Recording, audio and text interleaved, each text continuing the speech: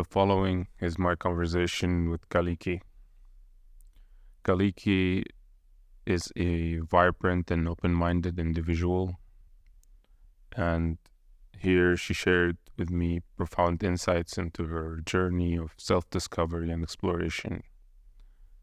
Kaliki grew up in a big city, contrasting that with her friend Christina, who was my guest on the third episode. Despite their different backgrounds, they both share a unique bond shaped by their early life experiences, which includes the loss of a parent at a young age.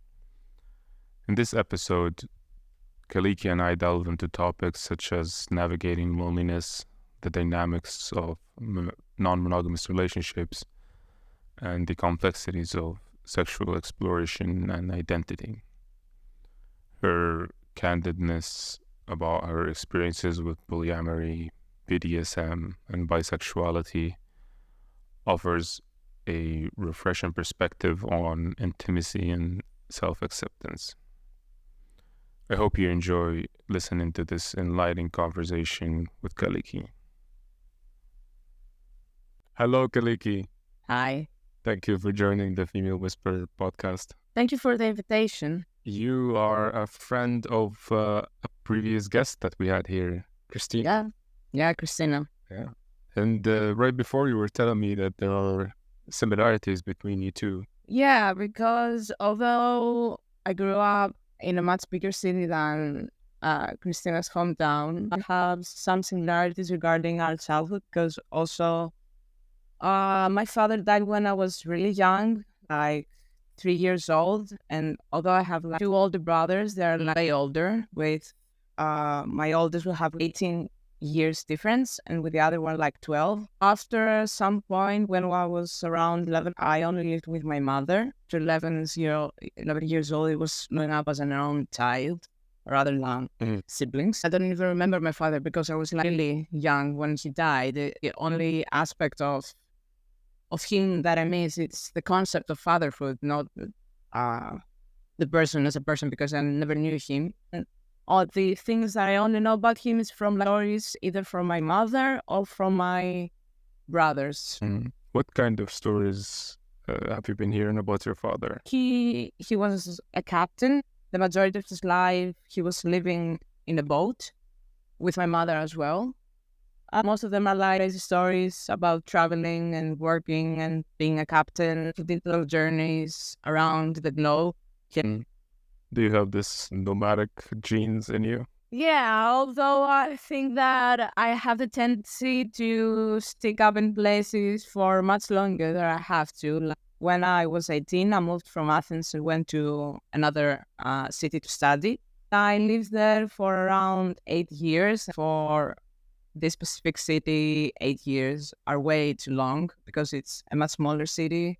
And although it is like third biggest city in Greece, it has like aspects of a smaller city, like really conservative people that are like gossiping a lot. Everyone knows what you're doing. For the past 3 years, I've been living in Athens, although I am planning, or at least thinking, to move from Greece in general, to be honest. People usually do the opposite, as in they grow up in a small town and they move to a big city.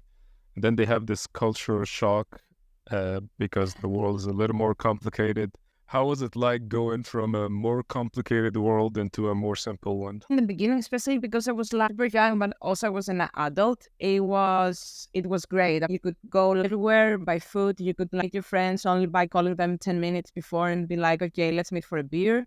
And I think that, especially if you're also a student and you don't have a full-time job, it's really nice and it's really easy how to make connections because you have the easiness to meet the other person. You don't have like to plan ahead in the beginning of the week when you're going to meet with them, which is not the case in Athens. This was a big shock to me when I moved here back 3 years ago. There were many moments that I felt alone because although I wanted to like go out and see my friends, it was really difficult because I was loving friend and she or he will be like, I don't know, I might stay home. I don't have the courage to go out, or I don't even have the money.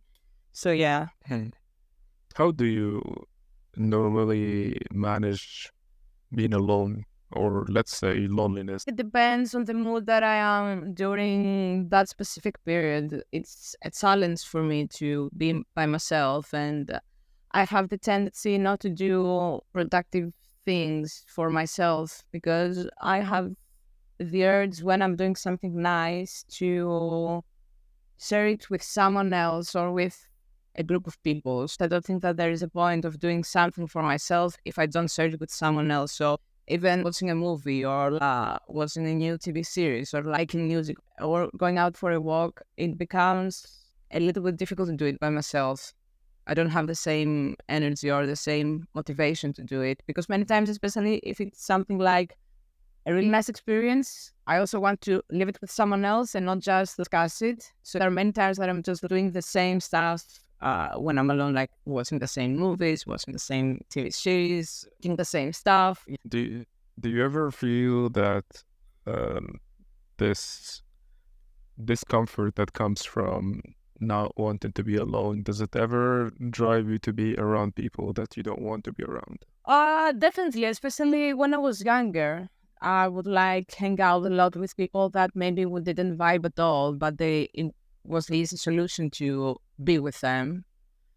And yeah, definitely, I have been around people, not that they were bad people, but were not a good fit for me. And not only with friends, but also with partners, romantic partners, for sure. And how does that manifest itself in your romantic relationships? It was like a serious relationship uh, type of girl.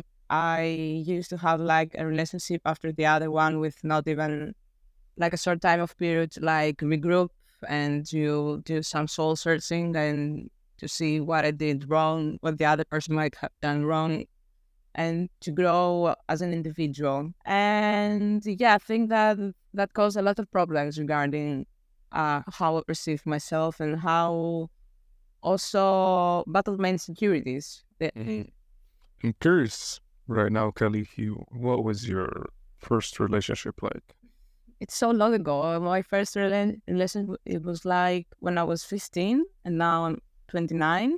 And it was a really weird situation because we had like not a huge age difference, but I was like teenager and the other guy was like super polite, super nice. My mother knew him and stuff. In retrospect, as I'm thinking now, he might be polite. I might have been mature for my age, but still it's kind of problematic for both parts to engage in such a relationship from with that age difference, with me being in school and the other person like studying. But it was super nice for about 3 years. I kind of grew up with him. Would you say that in those 3 years he might have shaped your understanding of intimacy? I was so young, but that I don't even remember many aspects of this relationship. So and also because after that relationship, I also went to the other really fast. I didn't have the time to realize what this relationship has offered me during those 3 years. I had like experiences regarding because my mother knew him and it was like easier to go out and do vacation with this guy. So I had many experiences had that I wouldn't have them if I was like not in a relationship during these years. What kind of experiences are you talking about that you missed out on? I missed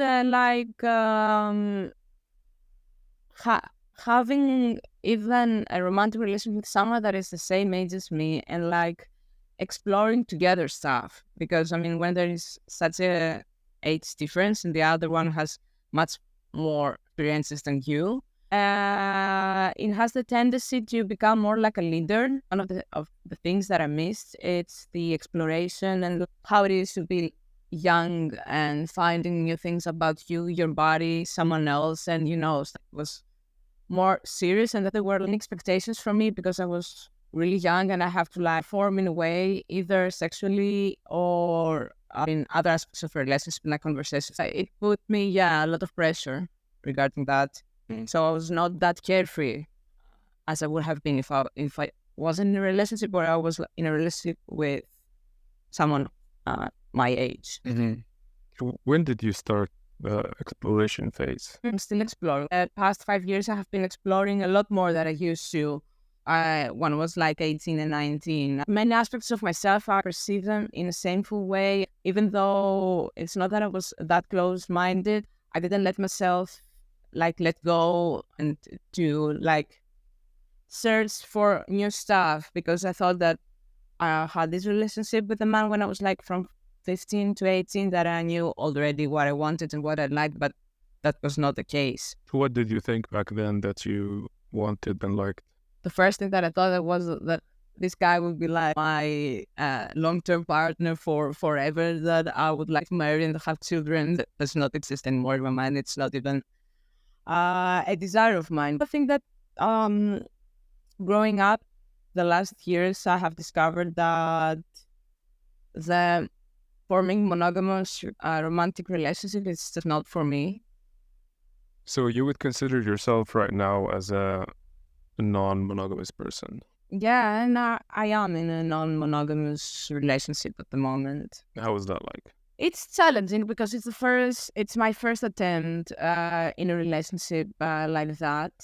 With this guy that we've been together for 7 months. And recently he started dating another girl that I met. And actually now it's been the three of us are dating also the three of us together, but also separately. And it's challenging because the basic ground of these kinds of relationship is communication and honesty.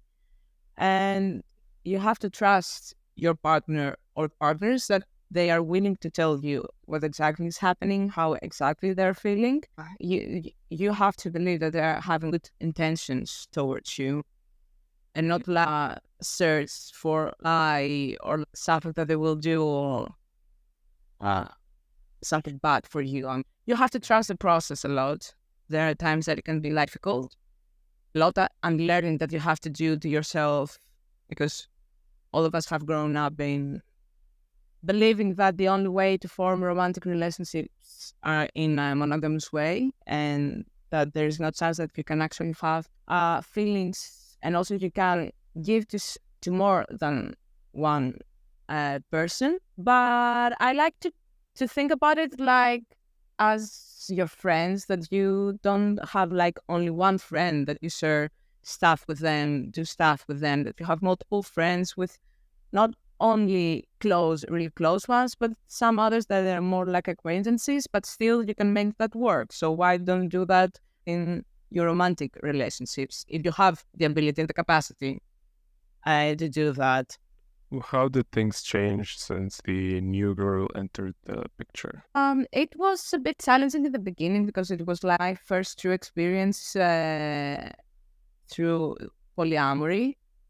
But I thought what helped me a lot is to, for example, jealousy. It's not like a feeling that you won't have because you're polyamorous or you're in an open relationship, but you have to acknowledge it like a feeling, like being happy or angry or sad. And it's the way that you're going to use jealousy. If you use it as a tool to better understand why you feel these things. For example, are you jealous that you are not with your partner and the other one doing some stuff together? Are you jealous because you fear that they're going to leave you for someone else? You have to use it as a tool to better understand yourself and why you do and why you react to some stuff, and not to use it in a manipulative way towards your partner or partners in order to make them do something or not do make them do something. And what did you understand about yourself from this experience?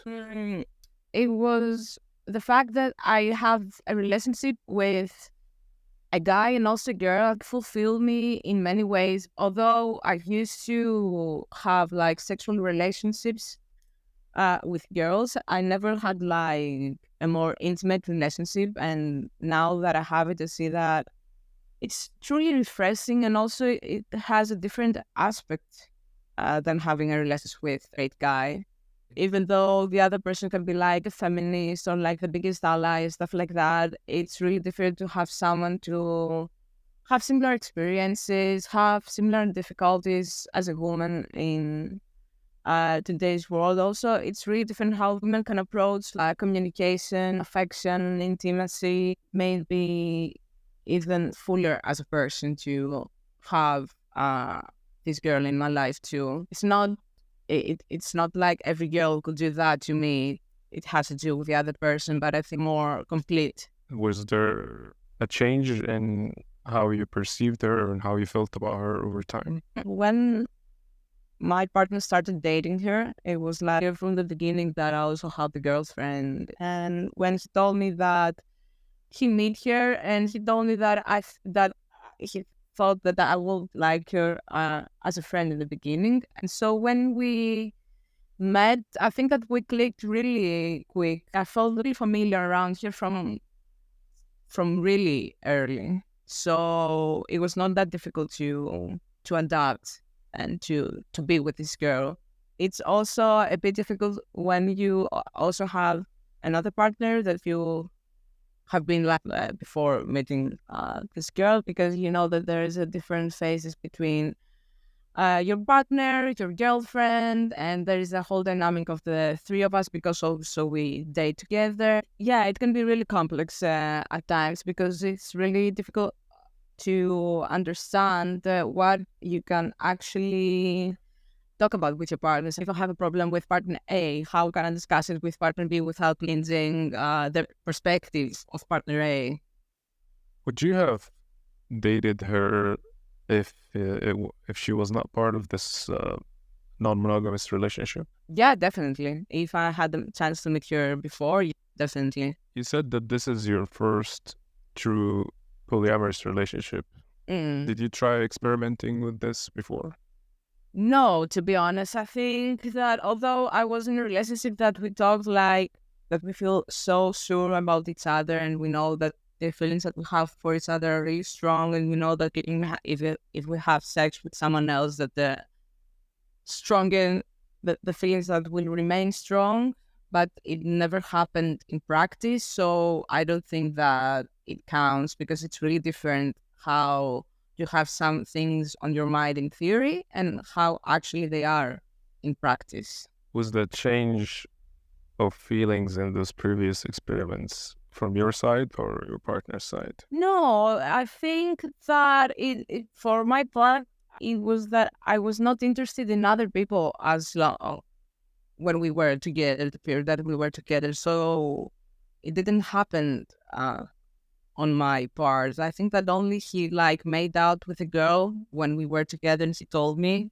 And it was a bit weird because he told me in a very weird setting. We were like in my best friend's birthday, and I was like, why telling me this now that I don't have like the time to think and to like have a calm reaction? And it felt like a bit stressful. It didn't happen in practice because actually I wasn't in the mood to do it at that time. Do you feel that this time you have this ability to explore what you want and at the same time maintain a relationship, or is it somewhat similar to your first relationship? No, I think that now I am more mature, and also had uh I I have been single before this relationship for about a year and a half, so I had the opportunity to like think about myself and to understand what I like and to form some boundaries in my mind about some stuff. What kind of boundaries that you've managed to explore about yourself in this year and a half?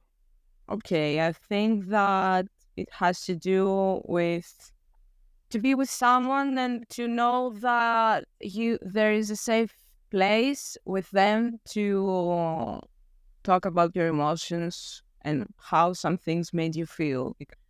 The fact that maybe they did something and I felt bad for it doesn't mean that they did it on purpose, but that doesn't just give the excuse to be like, okay, you don't have to discuss it. I think that it's important, yeah, to when you are with someone or some people, to feel, yeah, the safety that you can actually talk about everything that you have in your mind. That's a bit a part about how I want to form my relationships, not only romantic ones, but also friendships. Another part that I think that it's really huge, it's about to respect one another, respect each other's time, that you have to have like quality time together. Would you think of yourself as a sexually adventurous person? Yeah, definitely. That wasn't the case, as I told you, when I was 18, 19. Not that I was like a prude or something, but I think that I have a really different perception of sex that I have now. I think that when I was like young, I used to have sex mostly because of my insecurities, that not only because I like the other person, that I thought that if I had sex with someone, I would feel better for myself because I would feel desired, that I would feel worthy. I have prioritized um, liking the other person, flirting with the other person, and not do it for fun and not doing it for like feel some emotional gap in me. So after that, I also felt more confident to explore many stuff with my sexual partners the last years. What kind of stuff have you explored? More like kink oriented BDSM stuff, like submissive dominant dynamics, or even like the pain aspect, or like role playing, bondage. Also, like although like having sex with a guy um that likes anal, I mean likes receiving anal, stuff like that. Also threesomes. Would you think of yourself more of a dominant person or a submissive one? I consider myself as a switch, but now with my partner, I am submissive for sure. It depends on the other person too. To be honest, it's not sitting only submissive or only dominant. It depends on the other person too. A lot. Does it also differ from men and women? In the beginning, I thought so because I thought that I wanted to be like more dominant with a man, and with the woman, I want to be like more submissive. But that changed. How did it change? It was like a more organic change. It's not something like an experience that changed me. It was the fact that I try to keep an open mind towards sexual experiences. So actually do some self check and see and understand what I like in this situation, and not just go with a scenario in my mind that now I will be the submissive one or I will be the dominant one. It was like, okay, let's see, let's go with the flow. I didn't have like the pre-existing scenario in my head. It made me feel more safe. Because in the beginning, when I started exploring more the BDSM and the submissive dominant part, it gave me a lot of pressure, especially when I dated like cis straight guys that they were like dominant, and I wasn't really sure if I could feel safe around them. So, but I also felt like pressured because in the beginning it was like, okay, I will be the submissive, you will be like the dominant. So I wasn't feeling safe because I couldn't like understand if this is what I want in this situation. I think it arises because I'm not sure about the motives of the other person. I don't know if it's like because of the patriarchy and also the views that many women have had because of men. So I wasn't sure about the motives that another cis straight guy might have towards me, and why they wanted to cause me pain, or why they wanted to be dominant on me. I was like, is something that you desire sexually, or is something that society has made you want because you have to be the dominant one? You have to be the one that causes pain. And I thought that maybe it could be like an eternal misogyny from their part. So it's not really truly who they are. Yeah. Why are a lot of men playing that role? I think because that's what society expects from them, in a way, to be the dominant one, to possess something and to fuck that something and do stuff to that something. It's a common thing that arises in my conversations with women in the podcast, is that they come across men who attach their sexual behavior to their ego. So they will stop themselves from doing certain things, or they will force themselves to do certain things, and it's just gonna feel kind of acted out. That's not the case only with men. I think that also women, on their part, they might feel a bit more performative. They have to be a bit more performative during sex in order to give the other person pleasure. And I think that porn has a lot to do with it, because you might have watched porn before started having sex. That's the images that you get from porn, and you might think that this is how you're going to have sex with someone else. So yeah, it doesn't give you the freedom to explore and to see what you like, and to see what the other person might like. If you were to think back to the best sexual experience you ever had, could you tell me a thing or two about it, or what makes it good? One really eye-opening experience for me was when I dated a couple that they were in a polyamorous relationship. Dated, I mean, like, we went out 2 times.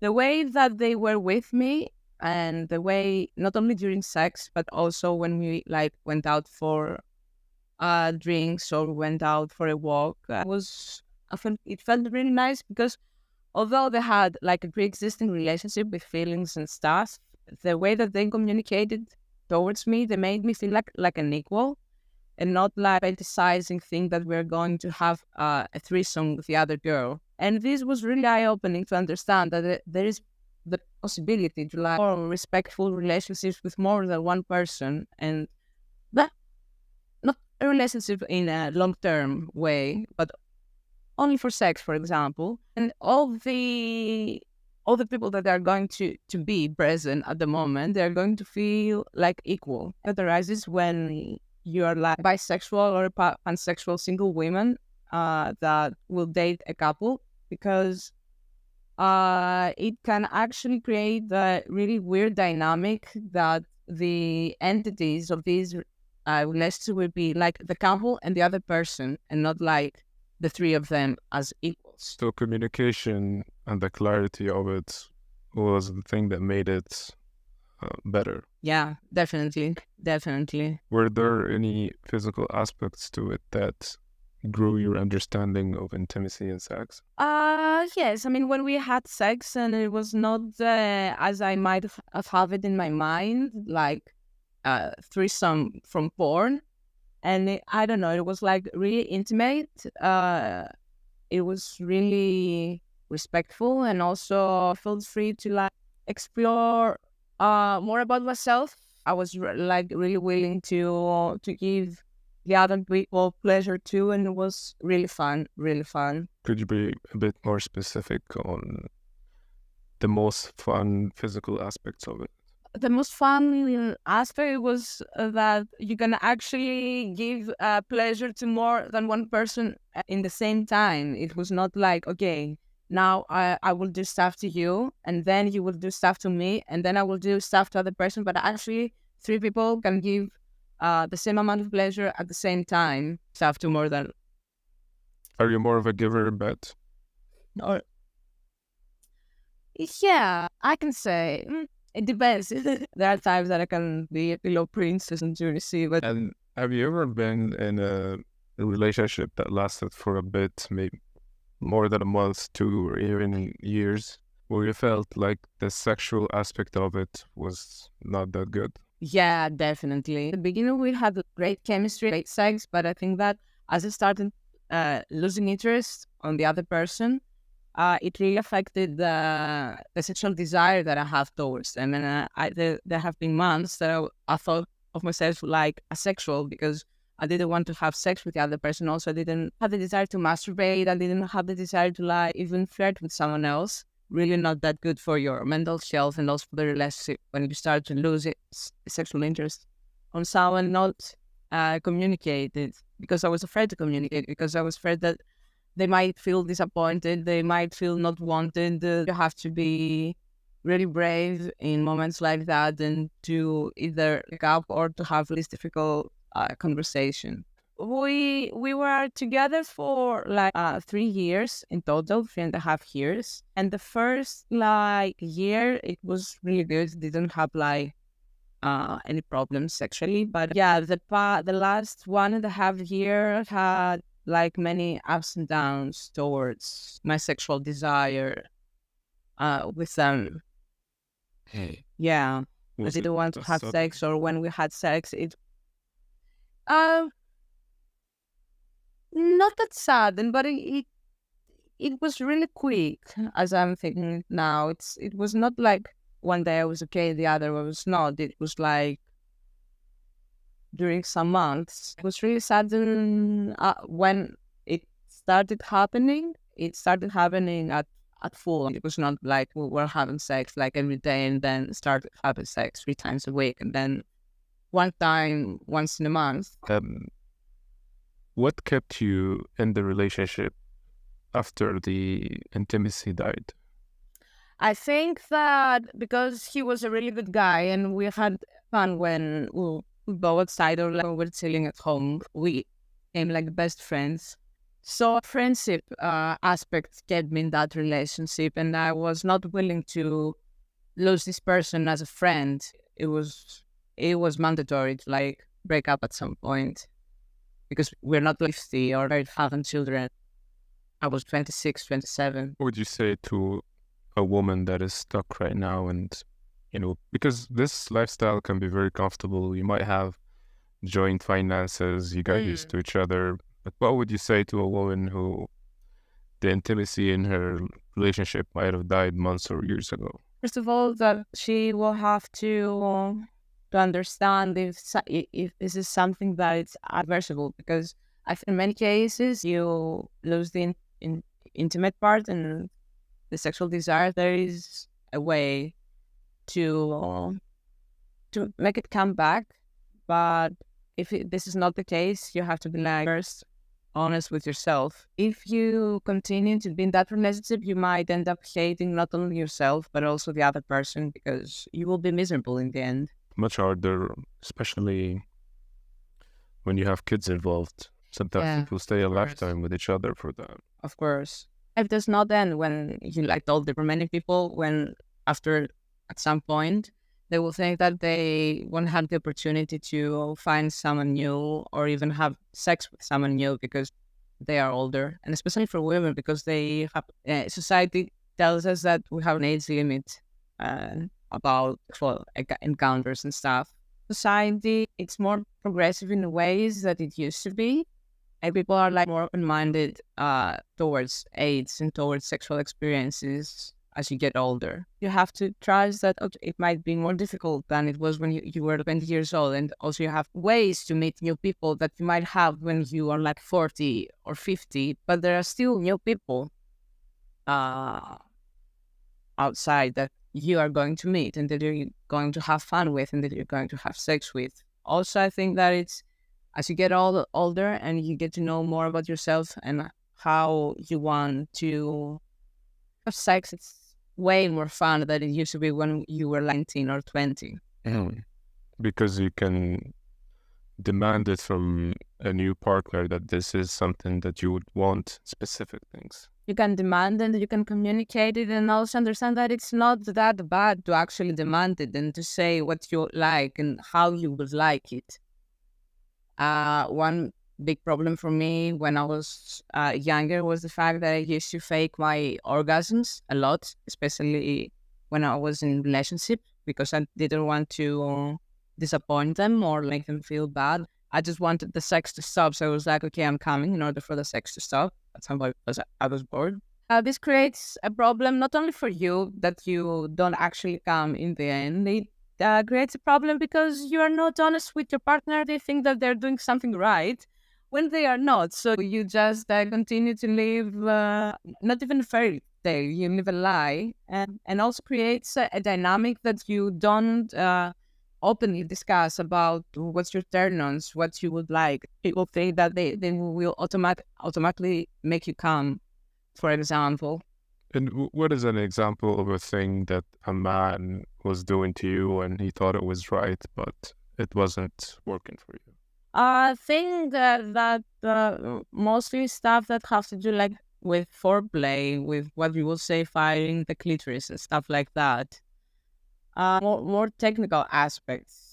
To say someone like with more pressure, like faster, or change the pressure, or don't do that for very long period, long time. As you said at the podcast with Christina, that it's not only the clitoris; it's like the whole region of the vagina that you can play with and to give pleasure. So it's not like the only goal of sex; it's to like to have an orgasm. I mean, you can have pretty mind blowing sex, not even with penetration or not even with coming. That's quite liberating, to be honest. So it all boils down to um, the understanding of your body by that person in front of you and how you react and all the psychological aspects. Because I think Christina was also referring to the clitoris being overrated, as in a lot of people don't think of the psychological aspects that are related to it. Because there's so much that goes in the head. For example, teasing. If you go straight to the clitoris and you just overstimulate the shit out of it without teasing, playing around, can be like an overwhelming experience, but not in a good way to a lot of women. Yeah, definitely. You have to understand that every person is like different. The women can be more complex about their vagina and how they will come, but everyone is complex and everyone has like different ways of getting turned on.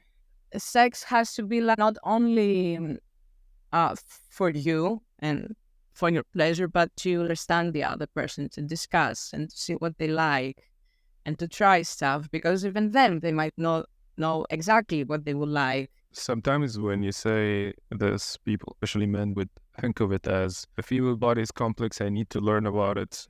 The way I see it is not thinking of it as a scripted event where one move goes after another for a specific period of time, but it's more like being attuned to the responses of your partner's body, and because the responses and the reactions is going to guide you towards where to go next. Yes, exactly. I totally agree with that. Yeah, you have to pay attention. When you meet someone new, let's say you're on a date, the chemistry is great. How could you tell that this person is going to be great in bed? See, that's an interesting question because I have discussed it, that with some friends. One thing that it could be like a good indicator for a great sex, kissing. When you start to make out, you can understand a lot about how the sex will be with the other person. Sometimes it can be a little misleading, and the other can be like great kisser, but you don't have the exact good chemistry when you're having sex. Also, how you flirt with each other when you are on the date. Humor, it's a great example for me to understand. If they have like great sense of humor, in my mind, somehow they will be like good in bed. As in they don't take themselves too seriously, so they wouldn't. Yeah, exactly. Yeah, exactly. Ego is very destructive when it comes to sexual pleasure, because if you enter the physical situation with expectations of inflating your ego, because a guy would think, hey, I'm going to make her come, so I'm going to feel better about myself, then it's going to be pretty mechanical and just like following a set of instructions from a manual, which wouldn't work so well. Yeah, and it's not like an act that happens between two people. It's like two individuals doing some stuff to each other, but not like really connecting. Do you remember the first man or woman that you met that knew how to handle your body? My second boyfriend, when I was like 19. He was much older. He knew somehow. It was also the fact that it was not my first boyfriend, so it was not like the first time that I had sex, and I knew some stuff. I knew some stuff that I liked, and also I was like more open than I used to be when I had sex for the first time. The partner that I have now, that it was from the beginning. Somehow we were like in the same page. sexually. He also is more on the BDSM scene and also has experience with stuff like that. How did you get into the BDSM scene? Through this part, the first one or the second one? From my second boyfriend, I started like to get more into it and like experimented with pain or like with restriction or like with dirty talking.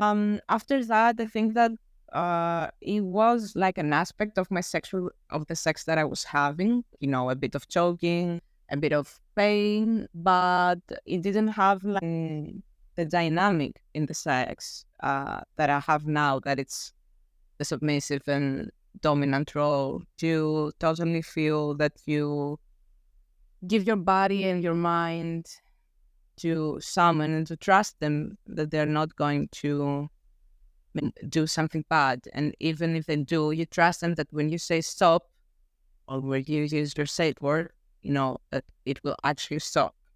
Yeah. And it gives a lot of freedom. I mean, even to be restricted, it gives you a lot of sense of freedom because it's something that you consensually do. Mm. You consensually give your body, you consensually give your mind, your feelings to someone.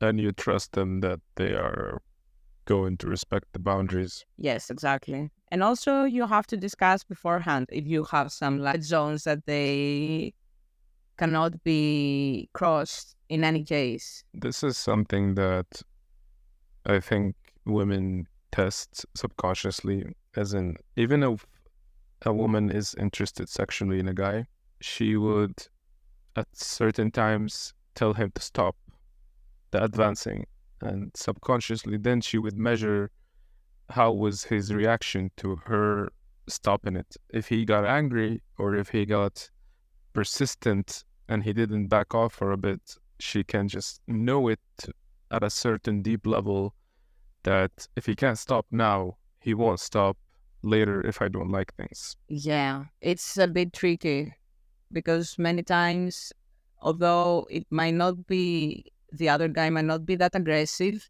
when you say stop or when you say that you're not in the mood or stuff like that, they might not get like defensive or like aggressive, but you will see it on their faces that they will be sad, they will be disappointed, they will even roll eyes. That makes a really uncomfortable situation, and you know that this is not something that this is not right.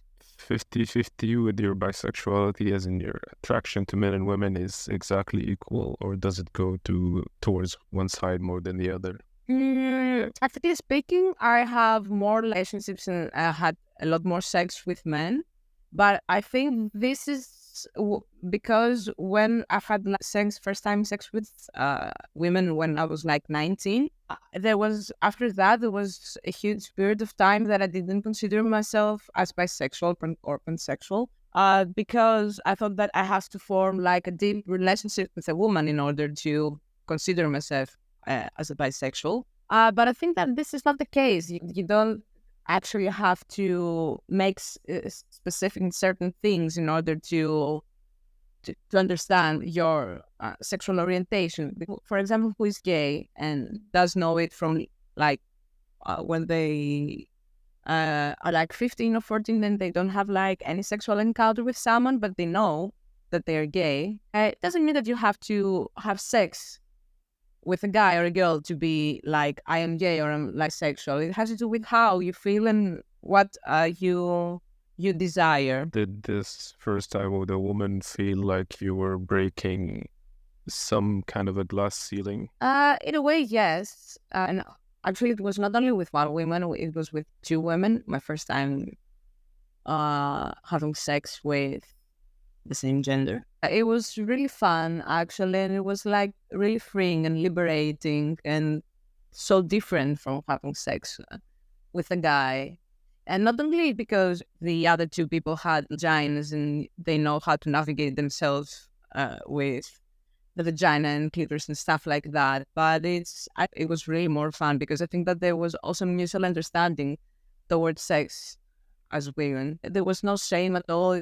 Didn't feel the pressure to do specific stuff in order for them to come. It was like really freeing as an experience. Especially coming out, because that was a the age of 19, right after your first relationship, right? Yeah. So, as you mentioned, in that first relationship, you felt like you weren't 100% exploring. So, I'm guessing that's the period of your life where you started testing the boundaries. Yeah, you can say that. But the fact that you enjoyed it didn't tell you that you were fully bisexual. Yeah, because I was really close-minded regarding that. I wanted to have a relationship with men that I was not bisexual enough. And I think that it's something that can happen to a lot of people, that they do not completely identify themselves as straight or gay, because you're like somewhere in between. And also, many people don't even acknowledge bisexuality as a sexual orientation. They say that at some point in your life, you might only like one gender, and now you just have a phase that you're not completely honest with yourself with what you want. I think that this might happen more in men who are bisexual, and that they say that, okay, you're gay, but you're not brave enough to say that you're gay. And also with women, it's really common to be fetishized if you're bisexual, and they believe that you are like mischievous and that you are willing to only do threesomes and group sex and stuff like that, which is not the case, because it's not only for sex, it's also the ability to form a relationship with someone else. And also there are all bisexual people that they don't want threesomes or like orgies or stuff like that, but they just like having sex with different genders. I heard things from my bisexual friends, the girls who would be on Tinder, and the most common type of messages they would get is, would you have sex with me and my boyfriend? And the girl herself who is sending the message, she's not that bisexual, but she wants to give this experience to her boyfriend. Yes, exactly. That's a huge problem with like dating, especially, yeah, with dating apps. There are many couples that the woman is not even bisexual. She might be bi-curious or straight, and actually they're not really interested in you as a single bisexual woman. They just want to do something as a couple, or like do something for their relationship, do something different, or to give their boyfriends a present for them. And yeah, I think that in my experience, I'm perceived like an object of pleasure and not like a human being with needs and desires. So to a lot of couples, it would seem like this is just another masturbation tool for them, or a way for them to be a bit more excited about their sexuality like they used to. Yeah, exactly. Like make a video of the couple having sex or stuff like that. The two of them do. It's just another thing that the two of them will do, but it's not something like three people will do. Was this your first threesome with those two girls? No, we were actually friends, but we went on vacation together in a Greek island, and we were like in a room. It just happened somehow. We were like, okay, what about to explore this? Because these two girls also didn't have like any experience with another woman, and it was like more like a game and more like fun exploration stuff. So yeah. But it didn't go beyond that, as in it was just a fun evening. There were other moments in the future from that vacation that we occasionally had sex, either the three of us or like the two of the three. It was something that just happened. It was not something that we would like organize it beforehand to happen. What would you say your most adventurous sexual experience? Sexual adventurous experience. I mean, okay, when I had my first threesome with a couple, it felt like a bit adventurous for me. Also, with a partner of mine, we used to have like a lot public sex. It was like a thing, going out for a drink and then trying to find grace, because there are many buildings in Greece, especially at the city that I used to live, that they have the main door. It was like open, and you can go like, to the terrace of the building. Yeah, and I think that, I don't know if you can call it like adventures or stuff, but when I started like to learn more about BDSM, I learned about a play that is called CNC, which is the consensual non-consent. with, okay, you have to do it with someone that you completely trust, it can be a little bit overwhelming because it's consensual, not although it's consensual, and it can play with your mind a lot with what is happening. But also, yeah, it's, as I said before, it's the freedom that it gives you, the fact that you have given your consent to the other person and that they can do whatever they want with it. But also, if you have in your mind that this can stop at any time. This is when safe words become really important. Yeah, exactly. And you have to communicate that beforehand. Yeah, it gets a bit more complicated when, for example, you have a gag ball on you. So you've been in the BDSM scene, so I'm pretty sure you're familiar with this. Because if you have the gag ball on you, can't really say the safe words. Yeah, It becomes a bit more sensitive. that's true. If But I you think ever... that Go on. then yeah, that I think that both people or all the people that they're like participating, that yeah, you have to take with the other person all the time. I mean, because even if they don't have the ability to talk, you might understand from body language what is happening. And that takes time, and it's not something that you can do with someone you just met. Because I mean, one aspect of Cincy can also be the part that you feel agonized, that you feel fear, and this might show in your body language. But there's a difference between something that you keep wanting to continue and something when you want to stop. So I think that yeah, the other person has to pay a really close attention of your body.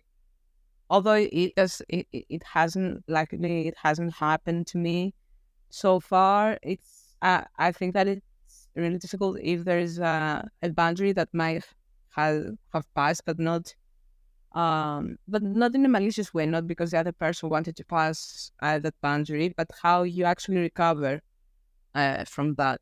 So there's also an aftercare that it's really important, not only for Cincy, but BDSM in general. I mean, there have been times that although I might have more rough sex with my partner, and know that they, in general, respect me, love me, etc., etc., there have been times because it was like, well, the scene ended, and we were not like very affectionate. We were like, okay, got up, grabbed my phone or stuff like that. It didn't feel like really safe at that moment, and I communicate that I need when we like stop having rough sex. I need at least a hug, a talk. How are you? And to check with each other of how we are, because even though not something bad happened during sex, it's really important how you are after that.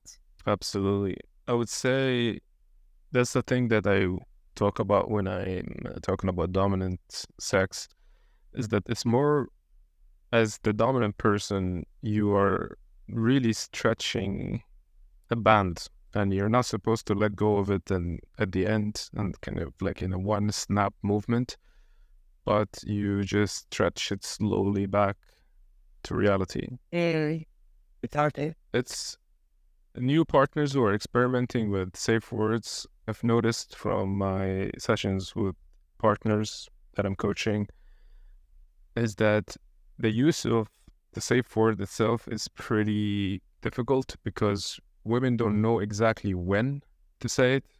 So they would sometimes feel like if they invoke it right now, then they're going to disrupt the momentum that the guy is on. As the more dominant part, the one you're doing the dominant sex or leading the process, it's kind of your job to give assurance that the use of the safe word is not a negative thing. It's not a bad thing. Yeah, that's true. And also, I think that it can be really helpful if you have like two kinds of safe words. One safe word that it says completely stop, not just like chill or stuff like that. And also have a safe word that that implies that you have to change something, but it doesn't have to necessarily stop. The way I use it is by having this purple, the word purple, for things becoming a bit uncomfortable or going toward the direction that is a bit too overwhelming. And red as in, all right, we've reached a place so suddenly that I didn't want to be in and I need to cut it off right now. Yeah, exactly. A friend of mine uses like red for completely stop and yellow for like to change something, like traffic lights. Green, we're okay. Yellow, yeah, you have to slow down, and red completely stop. Yeah. And when it comes to pleasure, Kaliki, and orgasms, when have you started exploring this aspect of you? I remember, although I was not that little, I remember that when I watched a porn in my laptop and debated, but I didn't come. And I remember that the next day I was like sick for some reason, like bottom the fever or something. And I thought that because I masturbated, I got myself sick. So for a while, that I did something really bad. And my first orgasm was, I was with my best friend, and we were like chilling. I was having a sleepover at her place, and we were like different beds that we were lying down, and we were like talking about this stuff that we do to ourselves, like masturbating and stuff like that. And after some point, we started like mutually masturbating. And I remember that the feeling that I got, it was like fireworks. I was like, what the fuck? What was it? And she was like, babe, you had an orgasm. And I was like, so this is an orgasm. After that, I think that it became more easy for me to come by my masturbation. But when I started having sex, it was really difficult for me to have an orgasm because it's more easy for me to come by from the clitoris rather than like penetration, because the sex that I used to have when I was like 15, 16 was like mostly penetrative and not so many foreplay and stuff. It was like a bit restrictive for my orgasm. But as I got older, I think that it became more easy, not only to do it for me by myself, but also to navigate someone to do that. When did you start merging those two worlds? It was my second relationship where I was like 19, 20 years old with this guy. I also felt more comfortable with my body. He was more willing to explore some stuff on my body. It had definitely more foreplay. It was not that performative, like you have a scenario, you have to do like specific sex positions and stuff like that. It was like more free. Okay. Thank you, Kaliki, for having this conversation with me. And thank you. You were a very open-minded person, and I'm really glad that you're sharing your experiences with other women, and I'm sure they're going to find it very useful. Thank you. Thank you for the invitation. Again, thank you for the interesting conversation and the opportunity to talk about all this stuff without any stigma or feeling of shame. It's been my pleasure. Thank you. That concludes my conversation with Kaliki. I hope you found it as insightful and thought-provoking as I did. Her openness and willingness to discuss her journey so candidly is truly inspiring. If you enjoyed this episode, please consider giving the podcast a rating on Spotify. Your support helps me continue to bring forward these important and untold stories. Thank you for tuning in, and I look forward to sharing more with you soon.